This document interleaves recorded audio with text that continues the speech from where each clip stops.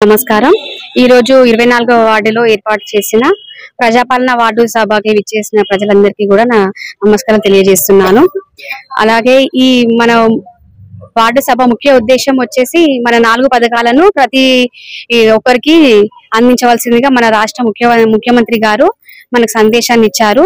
ఆయన ఆదేశాల మేరకు రేషన్ కార్డులు, అలాగే ఇందిరమ్మ ఇల్లు, ఆత్మీయ భరోసా, ఇంకొకటి రైతు భరోసా, ఈ 4 పథకాలని ప్రతి ఒక్కరికి అందేలా చూడాలని వారి ఆదేశాల మేరకు ఈ సభ ఏర్పాటు చేయడం జరిగింది।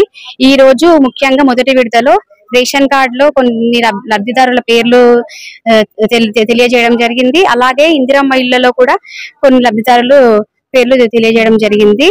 వచ్చే నెక్స్ట్ 2 విడతల్లో కూడా ఇంకా కొన్ని పేర్లు కూడా వస్తాయి। అలాగే ఈ ప్రక్రియ అనేది ఇది ఒక్క రోజే కాదు, ఈ నిరంతర ప్రక్రియ। మీరు నెక్స్ట్ కూడా తర్వాత కూడా అప్లై చేసుకోవచ్చు, దరఖాస్తులు స్వీకరించడం జరుగుతుంది।